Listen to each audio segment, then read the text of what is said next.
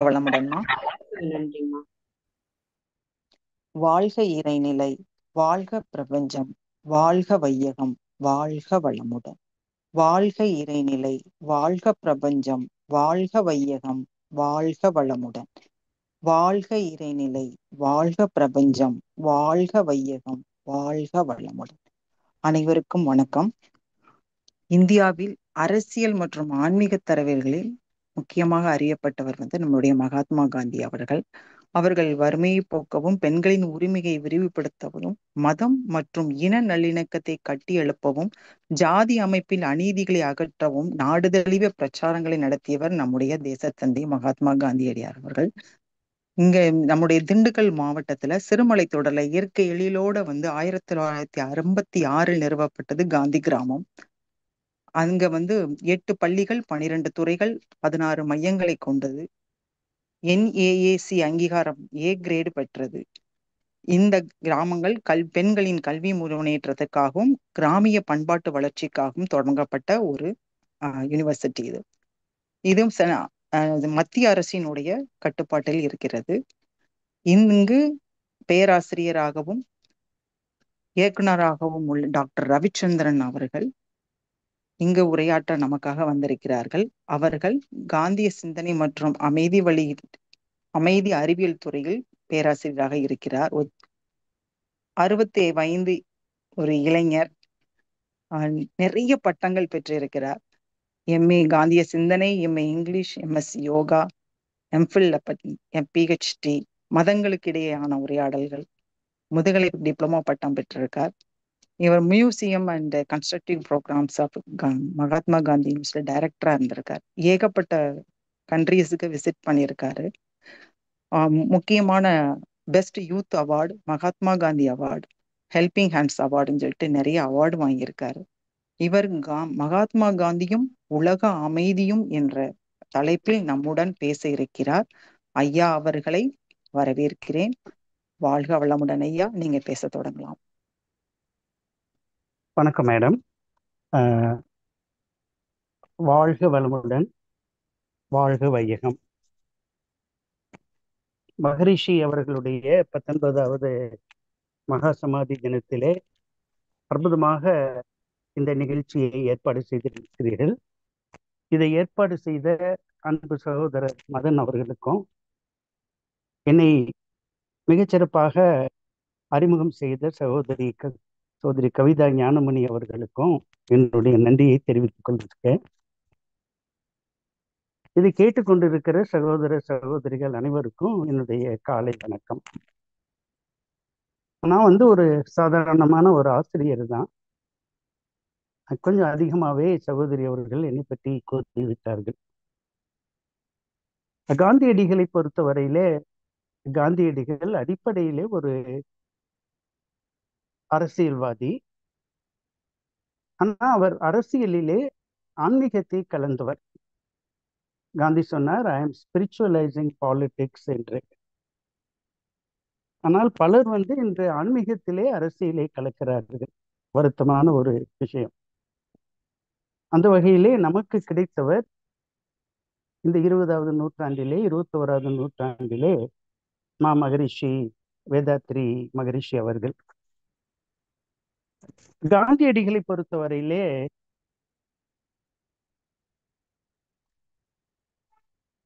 அவர் இந்தியாவிலே பிறந்து லண்டன் மாநகரிலே 3 ஆண்டுகள் சட்டம் பயின்றவர். அதன் பிறகு 21 ஆண்டுகள் தென்னாப்பிரிக்காவிலே வாழ்ந்து நிறவெறிக்கு எதிராக போராடி வெற்றி பெற்று சத்தியாகிரகம் என்கிற ஆயுதத்தை கண்டுபிடித்து அதை பயிற்சி செய்து வெற்றி பெற்று மீண்டும் இந்தியா திரும்பி பல சத்தியாகிரகங்கள் செய்து இந்தியாவுக்கு விடுதலை பெற்று தந்த ஒரு மனிதர். 2 உலகப் போர்கள் நடந்த போது, first world war and second world war நடந்த போது அதற்கு ஒரு விட்னஸாக இருந்தவர். நேரடியாக உலகப் போரை பார்த்தவர். எத்தனை லட்சம் உயிர்கள் அதிலே பலியாகின. போர் வீரர்கள் பலியாவது வேறு, நம்மை போன்ற சிவிலியன்ஸ் கோடிக்கணக்கிலே இறந்ததை காந்தியடிகள் பார்த்திருக்கிறார். அதனால்தான் அவருடைய இந்த விடுதலை போராட்ட டெக்னிக் அது வந்து அகிம்சை முறையிலே இருந்தது. ரஷ்ய விடுதலை, ரஷ்ய புரட்சியை நாம் எடுத்துக்கொண்டால் ரஷ்யாவிலே புரட்சி நடந்தது, விடுதலை கிடைத்தது. ஆனால் 2 கோடி பேர்களை, 2 கோடி ரஷ்யர்களை நாம் இழந்திருக்கிறோம், மனித உயிர்களை இழந்திருக்கிறோம். அதற்கு முன்பாக அமெரிக்கன் வார் ஆஃப் இண்டிபெண்டன்ஸ், அதிலும் பலரை நாம் வந்து இழந்திருக்கிறோம்.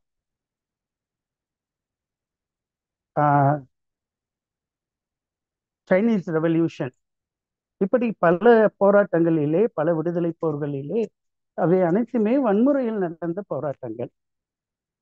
ஆனால் காந்தியடிகள் வந்து அகிம்சை முறையிலே போரிட்டார்.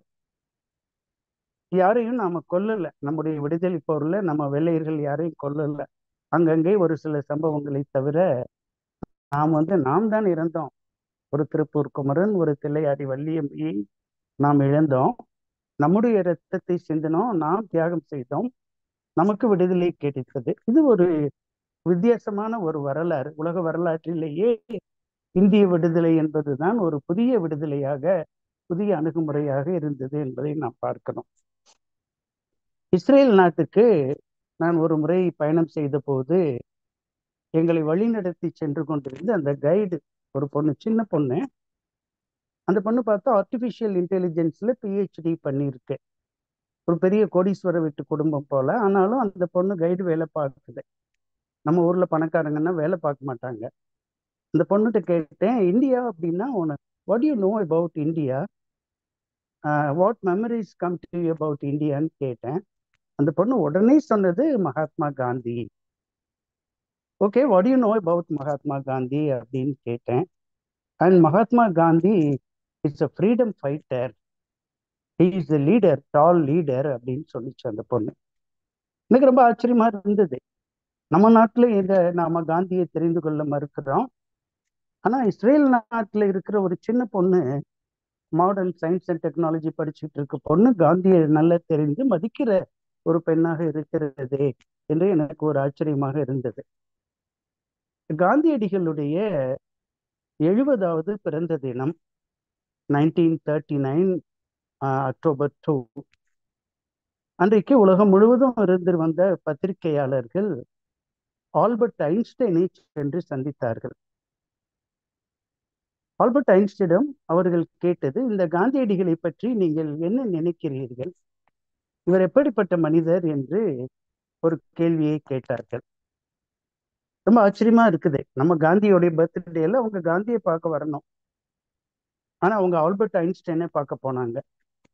ஆல்பர்ட் ஐன்ஸ்டைன் சொன்னாரு, எல்லாருக்கும் தெரிந்த ஒரு விஷயம்தான். அவர் சொன்னாரு, generations to come will scares to believe that such a one with flesh and blood walked upon this earth என்று சொன்னார். இப்படி ஒரு மனிதர் நம்மிடையே வாழ்ந்தார் என்பதை வருங்கால சமுதாயம் நம்ப மறுக்கும் என்று காந்தியடிகளை பற்றி ஏதோ ஒரு சாதாரண மனிதர் சொல்லவில்லை, உலக புகழ் பெற்ற அணு விஞ்ஞானி ஆல்பர்ட் ஐன்ஸ்டைன் அவர்கள் சொன்னார். அப்படிப்பட்ட ஒரு மாமனிதர் காந்தியடிகள் என்பதை நாம் தெரிந்து கொள்ள வேண்டி இருக்கிறது. காந்தியடிகள் 1931ஆம் ஆண்டு 2ஆம் வட்டமேஜை மாநாட்டிலே கலந்து கொள்வதற்காக லண்டன் மாநகருக்கு சென்றார். அங்கு அவருக்கு ஒரு மிகப்பெரிய ஒரு ஹோட்டல், பெரிய சூட் வந்து அவருக்காக ஒதுக்கப்பட்டிருந்தது. என்ன, அவர் வந்து ஒரு பெரிய தலைவர். ஆனா காந்தியடிகள் வந்து எனக்கு வேண்டாம், அது வேண்டாம் என்று ஏழை மக்கள் வாழக்கூடிய சேரி பகுதியிலே, ஈஸ்ட் லண்டன் பகுதியிலே ஒரு சின்ன வீட்டிலே சென்று சாதாரண குடிசையிலே தங்கிக் கொண்டார். நான் லண்டன் போயிருந்த போது அந்த பகுதியை சென்று பார்க்க சென்றேன். அந்த பகுதி முழுவதும் இடித்து புதிய புதிய மாடி கட்டடங்களாக வந்துவிட்டன. ஸ்கை கிராப்பர்ஸா வந்துருச்சு அந்த ஏரியால. ஈஸ்ட் லண்டன் பகுதி இப்போ மிக வளர்ந்த பகுதியாக மாறிவிட்டது. அங்கு அவர் காலையிலே எழுந்து நூல் நூற்பது, ராட்டையிலே நூல் நூற்பது, அதிகாலையிலே நல்ல குளிரிலே அவர் நடைபயிற்சி செய்வது போன்ற விஷயங்கள்லாம் ஈடுபட்டார். அங்குள்ள மக்கள் அவரை பார்ப்பதற்கு கூட்டம் கூட்டமாக வந்து கொண்டிருந்தனர். ரொம்ப ஆச்சரியமா இருக்கு.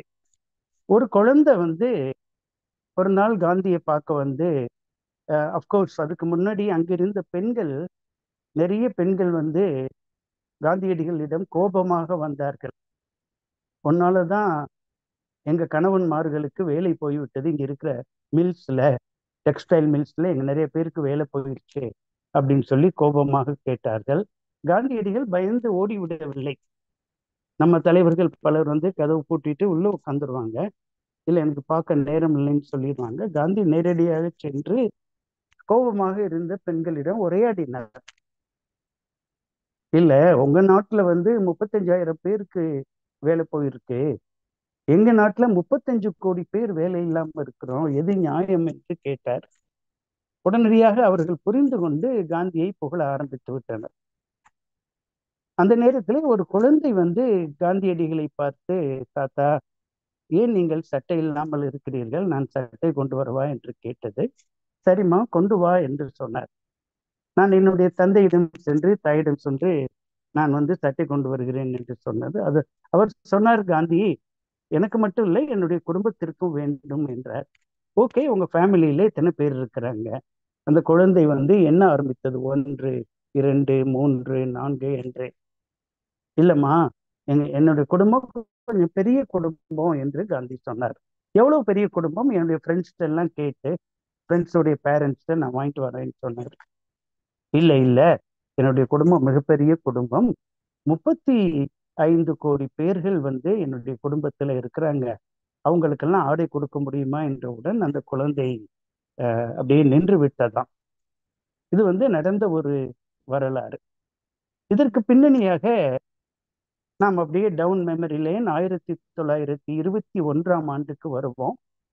காந்தியடிகள், அவருக்கு நம்முடைய தமிழகத்தின் மீது ரொம்ப பற்று அதிகம், ரொம்ப பிடிக்கும். தமிழ் என்றாலே அவருக்கு ரொம்ப பிடிக்கும், தமிழ்நாட்டை ரொம்ப பிடிக்கும். 20 முறை அவருடைய வாழ்நாளிலே காந்தியடிகள் நம்முடைய தமிழகத்திற்கு வந்திருக்கிறார். 1896 இருந்து 1946 வரைக்கும் காந்தியடிகள் நம்முடைய தமிழகத்தில் வந்திருக்கிறார். அவருடைய காலடி படாத இடமே தமிழகத்திலே கிடையாது. அப்படிப்பட்ட ஒரு மனிதர் காந்தியடிகள். அவர் தென்னாப்பிரிக்காவிலே ஒரு பத்திரிகை நடத்தினார். ஒரு பத்திரிகையாளர் அவர், ஜேர்னலிஸ்ட். அந்த பத்திரிகை 4 மொழிகளிலே நடத்தப்பட்டது. ஆங்கில மொழி, குஜராத்தி மொழி, ஹிந்தி மொழி. அதோடு அது ரீஜனல் லாங்குவேஜில் காந்தியடிகள் தமிழைத்தான் தேர்ந்தெடுத்தார், தமிழ் மொழி. அந்த பத்திரிகையினுடைய பிரதிகள் எல்லாம் இருக்கின்றன எங்களுடைய பல்கலைக்கழகத்திலே, பவுண்ட் வால்யூம்ஸா எல்லாம். அந்த பத்திரிகையுடைய வால்யூம் பூரா நாங்க வச்சிருக்கிறோம். ஓகே, அப்படி வந்து ஒரு பத்திரிகை, நம்ம வந்து தமிழ்நாட்டு மேல ஒரு அக்கறையுடைய ஒரு மனிதர். நான் வந்து மதுரையிலே பிறந்து வளர்ந்தவன், நான் ஒரு மதுரைக்காரன். எங்க ஊரை வந்து காந்திக்கு ரொம்ப பிடிக்கும். 5 முறை எங்களுடைய மதுரை மாநகருக்கு காந்தியடிகள் வருகை தந்திருக்கிறார். 1919, 1921, 1927, 1934, 1946. இதிலே காந்தியடிகள் வந்து அவருடைய 2வது வருகை 1921 செப்டம்பர் 20, 21, 22, 3 நாட்கள் மதுரை மாநகரிலே காந்தியடிகள் தங்கியிருந்தார். மீனாட்சி அம்மன் கோவில் அருகே மேலமாசி வீதி என்று ஒரு வீதி இருக்கிறது, ஒரு சந்து இருக்கிறது. இன்றைக்கு அந்த சந்துடைய லேண்ட்மார்க் சொன்னா ஒரு துணிக்கடை பேரை சொல்ல வேண்டி இருக்குது, வருத்தமாக இருக்கிறது. காந்தியடிகள் உடைமாற்றிய தெரு அது. 151A லால்ஜி, கல்யாண்ஜி என்பவர்களுடைய குஜராத்தின் நண்பர்களுடைய வீட்டிலே காந்தியடிகள் தங்கியிருந்தார். செப்டம்பர் 21 நள்ளிரவு காந்தியடிகள் விழித்தெழுந்தார். ஏன்னா அவர் கொஞ்சம் அவர் வந்து விரைவிலே படுக்க சென்று விடுவார். அதிகாலையிலே 3:30 மணிக்கெல்லாம் எழுந்து விடுவார். அவருடைய ஃபுட் ஹேபிட்ஸ், அவருடைய மற்ற ஸ்லீப்பிங் ஹேபிட்ஸ்லாம் ரொம்ப கிளீன் ஹேபிட்ஸ். நிறைய நாம அவரிடம் கற்றுக்கொள்ள வேண்டி இருக்கிறது. அவர் ஆரம்பித்த அந்த நேச்சுரோபதி ஹாஸ்பிட்டல், நான் ஒரு 6 மாதங்களுக்கு முன்பு புனே நகருக்கு சென்றிருந்த போது சென்று பார்த்தேன். உருளி காஞ்சன் என்ற இடத்திலே மிகப்பெரிய ஒரு நேச்சுரோபதி ஹாஸ்பிட்டல்ஸ், கூட்டம் கூட்டமா வர்றாங்க. நல்ல நல்ல ஜிலேபி, நல்ல நெய்யில போட்ட பூரி, ஐஸ்கிரீம் இதெல்லாம் பாலை குடிச்சிட்டு ஐஸ்கிரீம் சாப்பிட்டுட்டு உடம்பு வெயிட் போட்டுட்டு அங்க வந்து வெயிட் குறைக்க வர்றாங்க. ஆனா காந்தி வந்து ரொம்ப அழகா ஆரோக்கிய திறவுகோல் என்ற ஒரு புத்தகம் எழுதி உருளி காஞ்சனிலே மிகப்பெரிய ஒரு நேச்சுரோபதி சென்டர் ஆரம்பித்திருக்கிறார். யாராவது புனே நகரம் செல்ல முடிந்தால் தயவு செய்து அங்கு சென்று பாருங்கள். அங்கு சென்று தங்கி வாருங்கள். 2 நாட்கள் 3 நாட்கள் தங்கி வந்தால் அவ்வளோ நல்ல உணவெல்லாம் எண்ணெய் இல்லாம அவ்வளோ அழகா பண்றாங்க. ஆயில் ஃப்ரீ ஃபுட், சப்பாத்தி, நல்ல சூப், டால்லாம் மிக அழகாக, வெஜிடபிள்லாம் ரொம்ப நல்லா பண்றாங்க. ஓகே. அவர் வந்து நள்ளிரவு செப்டம்பர் 21 எழுந்து அவருடைய முடியெல்லாம் ஷேவ் பண்ணிட்டு பக்கத்துல குளித்து விட்டு பக்கத்துல இருந்த ஒரு நண்பர் பழனிக்குமார பிள்ளை என்கிற ஒரு விருதுநகரை சேர்ந்த ஒரு தொண்டரை எழுப்பினார். எழுப்பி விட்டு அவருடைய குஜராத்தி ஆடை உங்களுக்கு தெரியும், பெரிய ட்ரெஸ் போட்டிருப்பாங்க, ஜிப்பா, பஞ்சகச்சம், தலைப்பாகை எல்லாம் எடுத்து வைத்து விட்டுட்டு நம்ம ஊர்ல ஆண்கள் அணிகிற 4 முழ வேட்டியை எடுத்து அந்த பழனிக்குமார பிள்ளையை பிடிச்சிக்கிற சொல்லிட்டு 2 கட் பண்ணாரு. அந்த வேட்டியை கட்டிட்டு படுத்து கொண்டார். அதிகாலை பிரார்த்தனைக்கு காந்தியடிகள் வர வேண்டும். அவர் அதே வேஷ்டியோடு மேலாடையின்றி காலை பிரார்த்தனைக்கு வந்தார். எல்லாருக்கும் ஆச்சரியம், அதோட அதிர்ச்சி. என்ன ஆகிவிட்டது இந்த மனிதருக்கு, மேலாடை இல்லாமல் வருகிறாரே என்று ஆச்சரியத்தோடு பார்த்து கொண்டிருந்தனர். பிரார்த்தனை முடிந்து மேலே சென்று மீண்டும் தயாராகி 6 மணிக்கு வந்து விட்டார். ஏன்னா காந்தியடிகளுக்கு ரொம்ப பிடித்தது பங்க்சுவாலிட்டி. ஒரு நிமிடம் கூட முன்னாலும் வரமாட்டார், பின்னாலும் வரமாட்டார், மிகச்சரியாக வருபவர். ஏன்னா ஒரு நிமிடத்தை கூட சரியாக பயன்படுத்த தெரிந்த ஒரு தலைவர். 6 மணிக்கு வந்து இறங்குகிறார். மற்ற தலைவர்கள் கேட்கிறார்கள், காந்தியடிகளே நீங்க தான் பங்க்சுவாலிட்டியை பத்தி சொல்லுவீங்க, இன்னும் தயாராகாம இருக்கீங்க, கொஞ்சம் வேகமா தயாராகிட்டு வாங்க, நாங்கள்லாம் ரெடியா இருக்கோம் அப்படின்னு கேலியாக சொல்கிறார்கள் ராஜாஜி போன்றவர். காந்தியடிகள் சொல்கிறார், நான் I am ready, let's go. Karaikudi நகருக்கு அவர்கள் செல்ல வேண்டும். கார் தயாராக இருக்கிற, அந்த காலத்துல இருந்த மோட்டார் கார் தயாராக நிற்கிறது. உடனே சென்று காரில் ஏறி கொண்டார். கார் நேரடியாக செல்கிறது. அந்த காலத்துல ராம்நாத் ரோடு, இப்ப காமராஜர் சாலை என்று அதற்கு பெயர். அலங்கார் தேட்டர் என்று ஒரு தேட்டர், லக்ஷ்மி தேட்டர் என்றும் அதை கூறுவார்கள் முன்பு. அதற்கு எதிராக ஒரு பெரிய ஒரு பொட்டல், ஒரு கிரவுண்ட் இருந்தது. மதுரை நகரிலே நெசவு செய்கிற சௌராஷ்டிரா மொழி பேசுகிற மக்கள் பலர் இருக்கிறார்கள். ஆயிரக்கணக்கிலே அந்த இடத்திலே நெசவாளர்கள் கூடினார்கள். அவர்கள் மத்தியிலே காந்தியடிகள் பேசினார். இன்னமும் அந்த இடத்துக்கு பேரு காந்தி பொட்டல்னு தான் பேரு. ஒரு காந்தி சிலை நிற்குது, பரிதாபம் நிற்குது அந்த சிலை. அந்த இடத்துல காந்தி அப்ப பொட்டலாக இருந்த இடம். அந்த இடத்துல பேசுகிறார், இந்தியாவிலே வறுமை தாண்டவம் ஆடுகிறது, இந்தியர்களுக்கு மேலாடை கூட இல்லாமல் வறுமையில் இருக்கிறார்கள், ஒவ்வொரு இந்தியனும் கண்ணியமாக மேலை அணிந்த பிறகுதான் நான் மேலாடை அணிவேன் என்று காந்தியடிகள் ஒரு உறுதி எடுத்த ஒரு நிகழ்வு அன்றைக்கு மதுரையிலே நடந்தது. 1948 ஜனவரி 30 காந்தியடிகள் சுடப்பட்டு இறந்த போது கூட மேலாடை அணிந்திருக்கவில்லை. அண்ட் லண்டன் மாநகரம் சென்ற போது அவருக்கு பக்கிங்ஹாம் அரண்மனையிலிருந்து அழைப்பு வந்தது. பக்கிங்ஹாம் அரண்மனை உங்களுக்கு தெரியும், அந்த காலத்தில் அதிகாரத்தினுடைய உச்சத்தில் இருந்த ஒரு நாடு. எந்த ஆசிரியர்களுக்குமே அதுவரை அழைப்பு வந்ததில்லை, ஆசிய தலைவர்களுக்கே. காந்தியடிகள் எந்த பொறுப்பும் இருந்ததில்லை, ஒரு நாட்டு தலைவரோ அல்லது ஒரு அமைப்பினுடைய தலைவரோ எல்லாம் கிடையாது, சாதாரண குடிமகன். ஆனால் காந்தியடிகளை சந்திக்க வேண்டும் என்று கிங் ஆரம் ஜார்ஜ்னர் விரும்பினார். அவரும் ராணி அவர்களும் விரும்பினார். காந்தியடிகள் தயாராகிவிட்டார். ஆனா இடையில இருக்கிற இந்த புரோட்டோகால் ஆபீசர்ஸ் வந்து, மிஸ்டர் காந்தி, உங்களுக்கு கோட் சூட் நாங்கள் தைத்து தருகிறோம், உங்களுக்கு டை வேணுமா, போ வேணுமா என்று கேட்டார். காந்தியடிகள் லண்டன் மாநகரிலே கோட் சூட்டோடு அலைந்து திரிந்த ஒரு மனிதர் தான். ஆங்கிலேயர்களுடைய எட்டிகெட்ஸ் அண்ட் மேனர்ஸ் காந்திக்கு மிக நன்றாக தெரியும். அதாவது பழக்க வழக்கங்கள் எல்லாமே தரோவா தெரிந்த ஒரு மனிதர். அப்பொழுது அவர் அரைமுழ வேட்டியோடு இருந்தார். இந்தியாவிலே விவசாயிகளினுடைய பிரதிநிதியாக சென்றிருந்தார். அப்பொழுது அவர் அவரிடம் கூறினார், I am an ordinary from India. நான் சாதாரண விவசாயி தான். என்னுடைய உடையிலே நான் வருகிறேன். ராஜா அவருடைய உடையிலே இருக்கட்டும் என்று கூறினார். இல்லை இல்லை, நீங்க உள்ள வரணும் அப்படின்னா, பேலஸ்குள்ள வரணும் அப்படின்னா அதுக்கென்று ஒரு சில நடைமுறைகள் இருக்கின்றன, புரோட்டோகால். அதனால நீங்க எடுத்தது கோட் போட்டு தான் வரணும்னா, அப்படி நான் அவரை பார்க்க வேண்டிய அவசியம் இல்லை என்று தைரியமாக காந்தியடிகள் கூறிவிட்டார். நம்முடைய ராஷ்டிரபதி பவன் கொஞ்சம் புரோட்டோகால்லாம் இருக்கு. நீங்க போயிருந்தா உங்களுக்கு தெரியும். கையில கட்டி போக முடியாது, டிஷர்ட் போட்டு போக முடியாது, ஒரு சில ரூல்லாம் வச்சிருக்காங்க.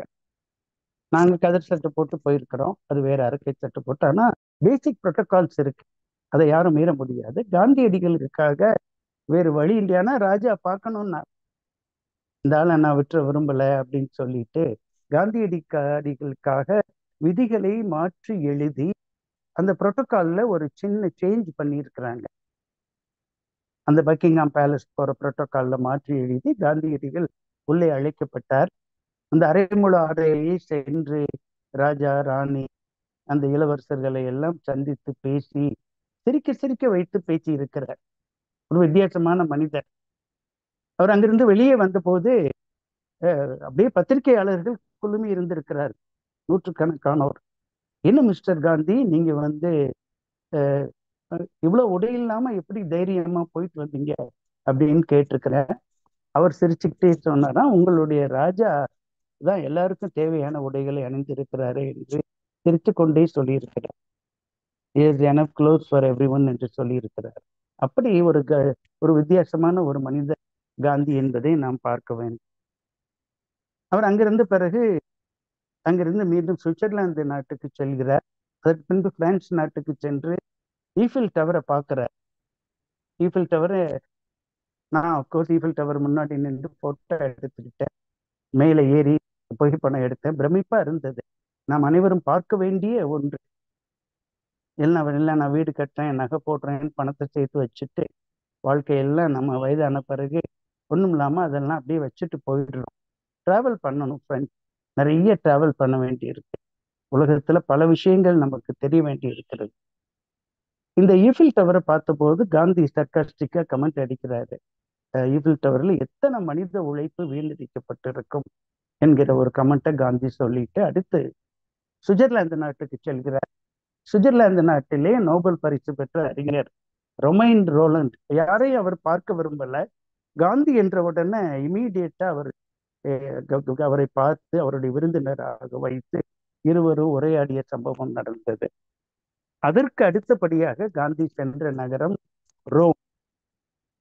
விரும்பல, ஏன்னா அன்றைக்கு இருந்த அந்த பாசிஸ்ட் தலைவர் முசோலினி காந்தியடிகளை சந்திக்க விரும்புகிறார். யூஸ்வலா உங்களுக்கு தெரியும், முசோலினி ஒரு பெரிய டிக்டேட்டர். ஹிட்லரை விட ஹிட்லர் ஈக்குவல் ஒரு பெரிய டிக்டேட்டர். அவரை யாரும் பார்க்கவே முடியாது. யாராவது அப்படி பெரிய அதிகாரிகள் பெரிய தலைவர்கள் பார்க்க விரும்பினால் அந்த பேலஸ்குள்ள உங்களை ரொம்ப தூரம் நடக்க வைப்பாங்க, 1/2 மணி நேரம் 1 மணி நேரம். ஏன்னா அந்த பேலஸ் பெரிய பேலஸ், இப்ப மியூசியமா கன்வெர்ட் ஆயிடுச்சு. நான் அதை சென்று பார்த்திருக்கிறேன். பக்கத்துல வேட்டிக்கன் நகரம், ரோம் நகரத்துக்குள்ள ஒரு நாடு இருக்கிறது. பொதுவாக ஒரு நாட்டுக்குள்ள ஒரு நகரம் இருக்கும், இங்க நகரத்துக்குள்ள ஒரு நாடு இருக்கிறது. ஸோ இந்த பகுதிக்கு அவர் அழைத்து செல்வார்கள். அப்படியே எங்கெல்லாம் போய் வெயிட் பண்ண வச்சு 2-3 மணி நேரங்கள் உங்களை அலைக்கழித்து அதன் பிறகு 1 மணி நேரம் வெயிட் பண்ண வச்ச பிறகு முசோலினி அறைக்குள்ளே உங்களை உள்ளே விடுவார்கள். நீங்க பலியாடு மாதிரி போகணும். மிகப்பெரிய அறை, இமேஜின் பண்ண முடியாத அளவுக்கு ஹியூஜ் ரூம். பெரிய டேபிள் முன்னாடி மிலிட்ரி யூனிஃபார்ம்ல தான் எப்பயுமே காட்சி அளிப்பார். ஏன்னா அவங்களுக்கு தான் நம்ம அமைதியை சொல்ல வேண்டி இருக்கிறது. மகரிஷி வேதாத்தி மகரிஷி போன்றவர்கள், காந்தி போன்றவர்கள் அவர்களுக்காக தான் தேவைப்படுகிறார்கள். அங்க போனா எதிரிலே உட்காருவதற்கு நாற்காலி இருக்காது, நின்று கொண்டேதான் பேச வேண்டும். நீங்கள் பேச முடியாது. முசோலினி சொல்வதை கேட்டுக்கொண்டு அரை நிமிடத்திலே நீங்கள் அறையை காலி செய்துவிட்டு ஓடியாந்து விட வேண்டும். இதுதான் முசோலினியுடைய அதிகாரம். அந்த முசோலினி காந்தியடிகள் வெள்ளையரை எதிர்ப்பதால் நாங்களும் வெள்ளையர்களுக்கு எதிரி, காந்தியோடு ஒரு ஒப்பந்தம் செய்து கொள்வோம் என்று கருதி காந்தியை சந்திப்பதற்காக வாசலிலே காத்து கொண்டிருக்கிறார். அந்த படங்கள்லாம் இருக்கு. ஏ.கே. செட்டியார் அதை அழகா ரெக்கார்ட் பண்ணியிருக்கார். அவருக்கு மிலிட்ரி இது கொடுக்குறாங்க. காந்தி கொஞ்சம் சங்கடப்பட்டுட்டே வர்றார். ஏன்னா டம் டம்னு அடிச்சுட்டு வரிசையா மிலிட்ரிக்காரங்க கொடுக்கும்போது அது இந்த ஈகோ இருக்கிறவங்களுக்கு சந்தோஷமா இருக்கும். காந்தி எளிமையான மனிதர். உள்ளே சென்று அமர்ந்து பேசும்போது காந்தியடிகள் சொல்கிறார், மிஸ்டர் முசோலினி, உங்களுடைய கொள்கை வன்முறை. நீங்கள் வன்முறையிலே நம்பிக்கை வைத்திருக்கிற ஒரு மனிதர். நாங்கள் அகிம்சையிலே போராடுபவர்கள். எதிரி என்பது இருக்கட்டும், நீங்கள் வன்முறையை கைவிட்டு வந்தால் நாம் பின்னால் அதை பற்றி ஒப்பந்தத்தை பற்றி பேசலாம் என்கிற ஒரு கருத்தை காந்தி தைரியமாக சொல்கிறார். முசோலினி எப்படி வன்முறையை கைவிட முடியும் நண்பர்களே? அதன் பிறகு காந்தி வந்து விடுகிறார். நல்ல வேளை காந்தி உயிரோடு வந்து விட்டார். ஒரு ஆச்சரியமான ஒரு விஷயம். இவர் அப்படிப்பட்ட ஒரு மனிதர், ஒரு தலைவராக நமக்கு காந்தியடிகள் கிடைத்திருக்கிறார். அதே போல 1934 காந்தியடிகள் ஹிட்லருக்கு ஒரு கடிதம் எழுதுகிறார். மிக முக்கியமான காலகட்டம் அது. மிஸ்டர் ஹிட்லர், இன்றைக்கு இருக்கிற தலைவர்களிலே நீங்கள் ஒரு சக்தி வாய்ந்த ஒரு தலைவர். நீங்கள் வன்முறையை கைவிட்டு அஹிம்சையிலே நீங்கள் அமைதி விரும்பியாக மாறினால் உலக வரலாற்றை புரட்டி போட முடியும் என்று ஒரு கடிதம் எழுதி காந்தியடிகள் ஹிட்லருக்கு அனுப்புகிறார். நிச்சயமாக அது ஹிட்லரை அறிந்திருக்கும். ஹிட்லர் அதை பார்த்திருப்பார். ஆனால் பெரிய தலைவர்களுக்கு, டிக்டேட்டர்ஸ்க்கு எதுக்குமே பதில் போடுறதுக்கு அவங்களுக்கு பிடிக்காது. நான் எதுக்கு அவனுக்கு பதில் சொல்லணும் அப்படின்ட்டு Hitler did not answer that letter. ஆனா அந்த கடிதம் இன்றைக்கு அமைதிக்காக பதிவு செய்யப்பட்ட மிக முக்கியமான ஒரு கடிதம்.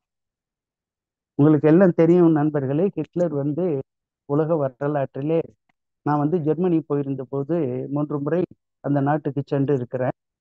அங்க உள்ள நண்பர்கள் வருத்தப்பட்டு சொல்வார், 100 ஆண்டுகள் எங்களை கீழே இழுத்து விட்டார்கள். 100 years. அண்ட் 60 லட்சம் யூதர்களை கொன்று குவித்திருக்கிறார். இனவாதத்தினாலே 6 million Jews were massacred. அந்த கான்சன்ட்ரேஷன் கேம்ப் என்று வைத்து கேஸ் சேம்பர்ல கொத்து கொத்தா இறந்து அவங்கள புதைச்சுக்கிடுவாங்க. பக்கத்து நாடுகளிலே சென்று பார்த்த அந்த கான்சன்ட்ரேஷன் கேம்ப் நடந்த இடங்கள், அவர்களை புதைத்த இடங்கள், அந்த மண்டை ஓடுகள் எல்லாம் எடுத்து இன்றைக்கு மியூசியம் வச்சிருக்கிறாங்க. ஏறக்குறைய உலகம் முழுவதும் 50 ஹோலோகாஸ்ட் மியூசியம் இருக்கு. அதை பார்த்தா தான் நமக்கு அமைதி என்னன்னு தெரியும். இங்கே உட்கார்ந்து பேசிக்கிட்டு இருந்தோம்னா நமக்கு அமைதி தெரியாது. ஏன்னா இந்தியா அதிகமா வன்முறையை அதிகம் கண்டிராத ஒரு நாடு. இப்ப ஏதோ கத்தி குத்து கொலை அதெல்லாம் சொல்றது வேற. 2 போர்களை கண்ட ஒரு பகுதி அந்த ஐரோப்பிய பகுதி. எத்தனை பேரை இழந்திருக்கிறான். ஒவ்வொரு வீட்டுல போனாலும் என்னுடைய தந்தை இழந்திருக்கிறேன், மனைவி இழந்திருக்கிறேன் என்று இன்றைக்கும் இத்தாலி நாட்டிலையும், ஜெர்மன் நாட்டிலையும், ரஷ்ய நாட்டிலையும், எங்க ஊர் பாஷையில சொன்னா ஒரு இழவு, ஒவ்வொரு வீட்டிலையும் ஒரு இழவு இருக்கு. அப்படி அவர்கள் தான் வன்முறையை பற்றி அமைதியை அதிகம் விரும்புபவர்களாக இன்றைக்கு இருக்கிறார்.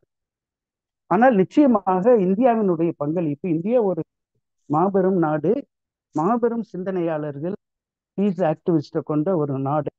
நாம் அமைதியை பற்றி வித்தியாசமான முறையிலே சிந்திக்க வேண்டியிருக்கிறது. ஏன்னா ரோல் மாடல்ஸ் நம்ம நாட்டில தான் இருக்கு. நாம தான் சத்தியாகிரக முறையிலே கொண்டாடி கொண்டிருக்கோம். ஆனா இன்றைக்கு நாம வன்முறையை போற்றுகிற ஒரு கலாச்சாரம் நமக்கு அதிகமாக உருவாகி கொண்டிருக்கிறது.